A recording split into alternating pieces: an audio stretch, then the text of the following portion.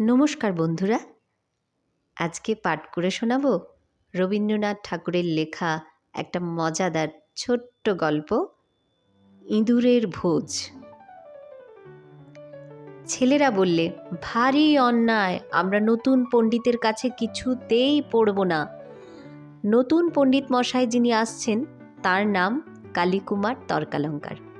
ছুটির পরে ছেলেরা রেলগাড়িতে যে যার বাড়ি থেকে ফিরে আসছে স্কুলে। ওদের মধ্যে একজন রসিক ছেলে কালো কুমড়োর বলিদান বলে একটা ছড়া বানিয়েছে, সেইটে সকলে মিলে চিৎকার শব্দে আওড়াচ্ছে। এমন সময় আড়খোলা স্টেশন থেকে গাড়িতে উঠলেন একজন বুড়ো ভদ্রলোক। সঙ্গে আছে তাঁর কাঁথায় মোড়া বিছানা, ন্যাকড়া দিয়ে মুখ বন্ধ করা 2-3টে হাঁড়ি, একটা টিনের ট্রাঙ্ক আর কিছু পুঁটুলি। একটা সন্ডা গোছের ছেলে, তাকে ডাকে সবাই বিচকুন বলে। সে চেঁচিয়ে উঠল, এখানে জায়গা হবে না বুদ্ধা, যাও দুসরা গাড়িতে। বুড়ো বললেন, বড় ভিড়, কোথাও জায়গা নেই, আমি এই কোনটুকুতে থাকবো, তোমাদের কোনো অসুবিধা হবে না বলে ওদের বেঞ্চি ছেড়ে দিয়ে নিজে এক কোণে মেঝের ওপর বিছানা পেতে বসলেন।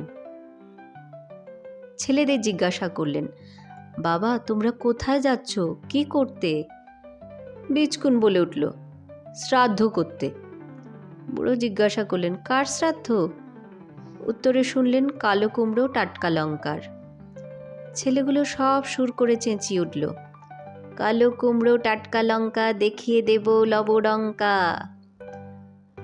আসানসোলে গাড়ি এসে থামল। বুড়ো মানুষটি নেমে গেলেন সেখানে স্নান করে নেবেন। স্নান সেরে গাড়িতে ফিরতেই বিচকুন বললে, এ গাড়িতে থাকবেন না মশায়। কেন বলো তো? ভারী ইঁদুরের উৎপাত। ইঁদুরের? সে কি কথা?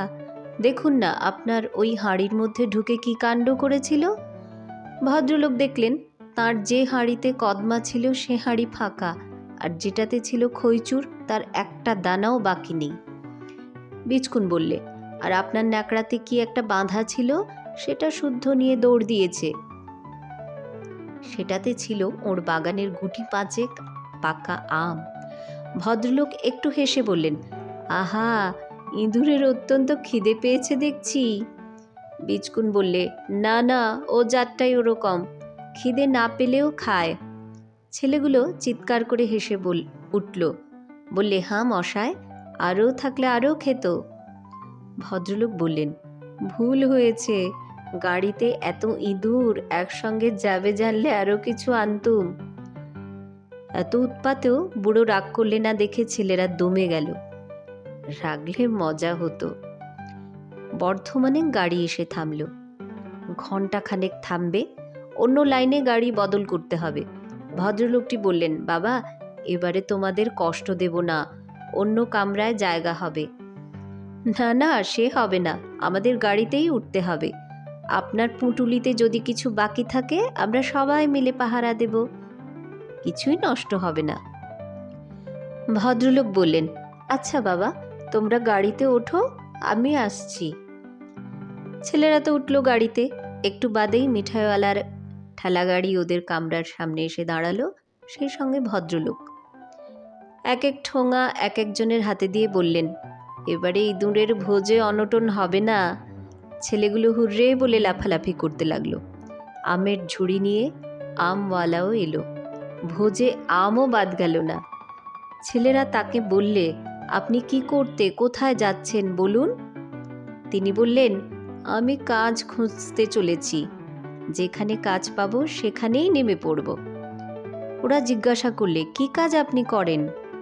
তিনি বললেন, আমি টুলো পণ্ডিত, সংস্কৃত পড়াই। ওরা সবাই হাততালি দিয়ে উঠল, বললে, তাহলে আমাদের স্কুলে আসুন। তোমাদের কর্তারা আমায় রাখবেন কেন? রাখতেই হবে, কালো কুমড়ো টাটকা লঙ্কাকে আমরা পাড়ায় ঢুকতেই দেব না। মুশকিলে ফেললে দেখছি, যদি সেক্রেটারি বাবু আমাকে পছন্দ না করেন? পছন্দ করতেই হবে, না করলে আমরা সবাই স্কুল ছেড়ে চলে যাব। আচ্ছা বাবা, তোমরা আমাকে তবে নিয়ে চলো। গাড়ি এসে পৌঁছলো স্টেশনে। সেখানে স্বয়ং সেক্রেটারি বাবু উপস্থিত। বৃদ্ধ লোকটিকে দেখে বললেন, আসুন আসুন তর্কালঙ্কার মশাই, আপনার বাসা প্রস্তুত আছে, বলে পায়ের ধুলো নিয়ে প্রণাম করলেন। নমস্কার।